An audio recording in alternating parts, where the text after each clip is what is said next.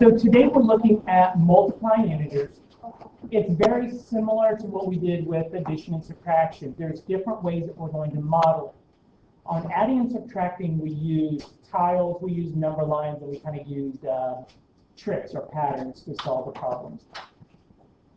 I'm first going to show you the pattern to solve this, because the pattern is what we're going to use almost exclusively. Almost all the time we're going to use this pattern. If you have a positive times a positive, it will always equal a positive. I make my multiplication signs like that. Some teachers make their multiplication signs like little X's. I do not make mine like little X's because sometimes in algebra it'll look like an X and I don't want it to be confusing. Is it multiplication? Is it a variable? So I have my multiplication look like that. If I have a negative times a negative, it also equals a positive. You can think of a negative as the opposite. So if I'm walking forward, that's a positive. The opposite of forward is backwards. So I'm walking backwards. So the opposite of a negative is a positive.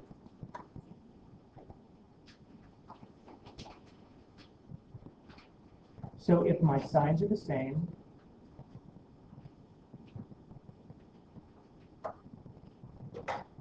my answer will be positive.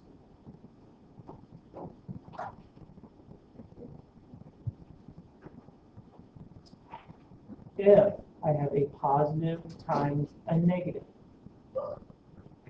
my answer will be negative. Negative times a positive, my answer will be negative.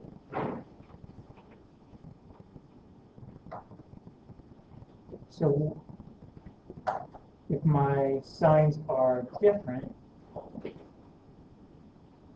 so different sign, my answer will be negative.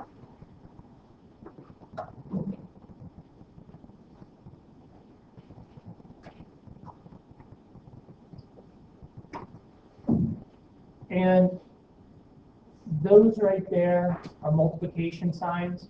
If I do 2 times 3, that's the same as 2 times 3. Also the same as 2 times 3. All three of those are multiplication.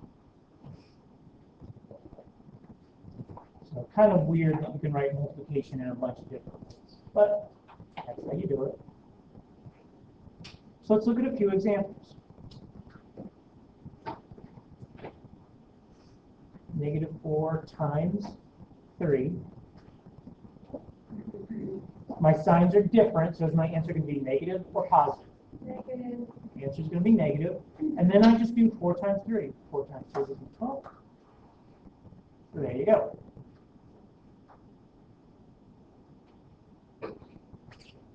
Unfortunately, they're not all going to be quite that easy.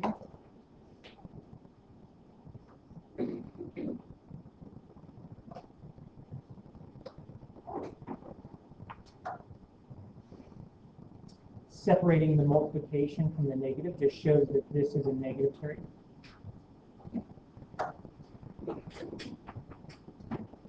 So I solved this problem left to right. Negative 4 times 5, do that first. Negative times a positive will give me a negative. 4 times 5 gives me 20. Move down my multiplication.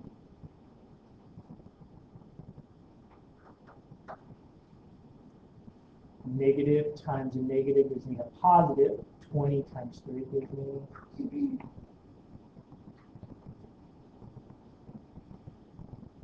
I want you to look for patterns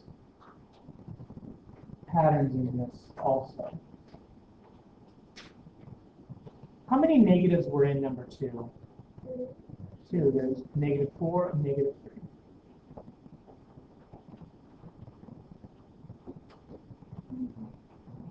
The third example. Negative 3 times negative 1 times -5.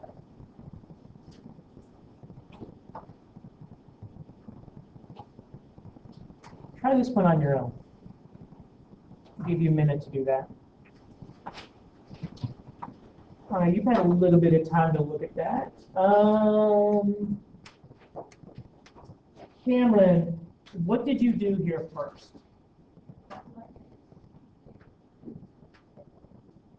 When you did that, what did you get? Positive or negative? Nice. Negative times negative is a positive. All right. I'm going to bring down my times -5. So what's the next step? Gage?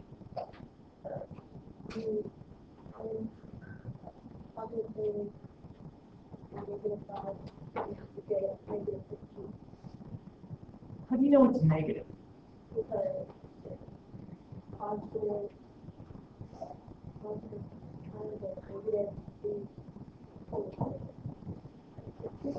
Very good, yeah. Another way you can remember that is multiplication is the same as of. So I've got 3 groups of -5. So if I have 1 -5, it's -5. 2 -5s, it's -10. 3 -5s is -15. So 3 groups of -5. Did you notice a pattern here? Here we said there's 2 negatives. Here's our answer. Here we said there's 3 negatives.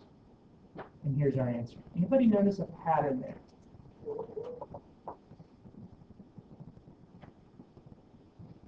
Is there a pattern with the number of negatives in our answer?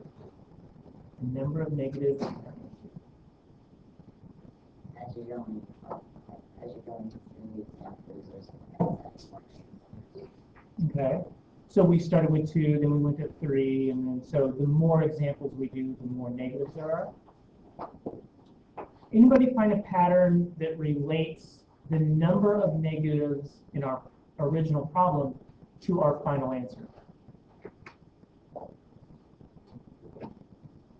Diana? the more negatives, of course, like this is an odd number of negatives, negative, number positive.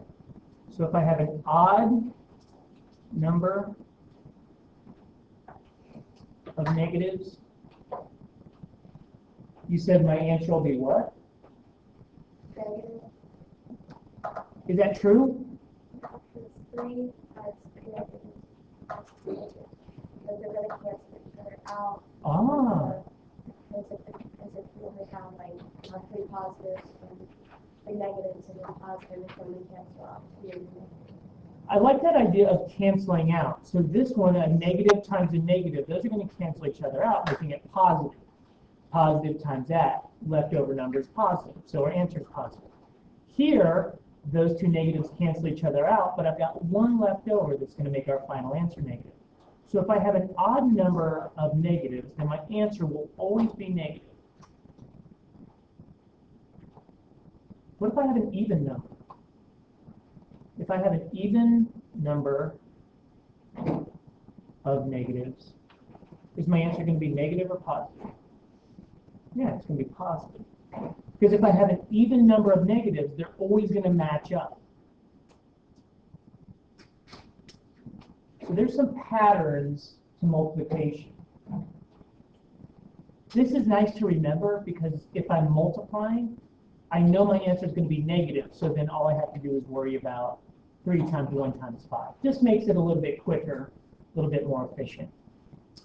The second thing I want to look at are number lines.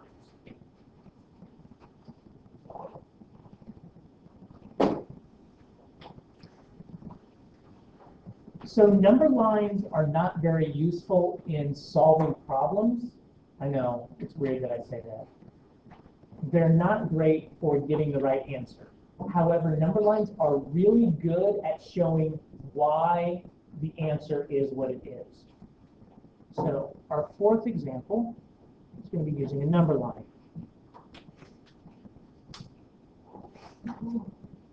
Three times -3. Notice here I wrote it 3 times -3. So what this means is I have 3 groups of -3. So I'm going to make a number line here. We'll make it out to -10. 9, 8, 7, 6, 5. 4, 3, 2, 1, 0. We won't have to go past 0. So 3 groups of -3. Start at the 0, start at our origin, and we're going to go 3 groups of -3. So I'm going to take 1, 2, 3.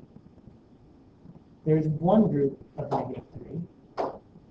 1, 2, 3. 2 groups of -3, and then 1, 2, 3. 3 groups of -3. Puts us at -9. So I like the number line a lot because it shows us why it works, not just the right answer. Getting the right answer is easy. Showing why that's the right answer is a little bit harder.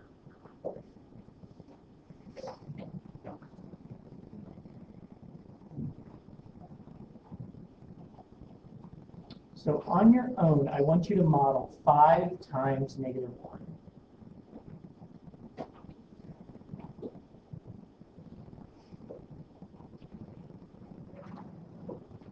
I'll give you a second or two to do that. All right.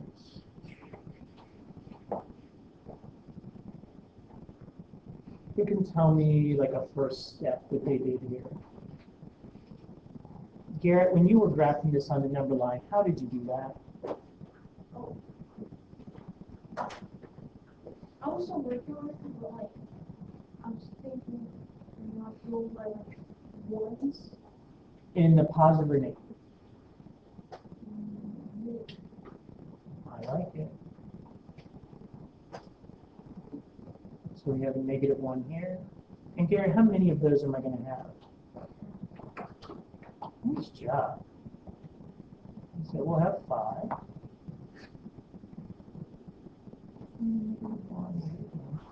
1, 2, 3, 4, 5. And when you do that, your answer there is -5. So we get to see why that works. I've got 5 groups of -1. So we can see it demonstrated right here why our answer is -5. Any questions about anything? I'm ready to do some classwork. Yes. Open your workbooks to page 40.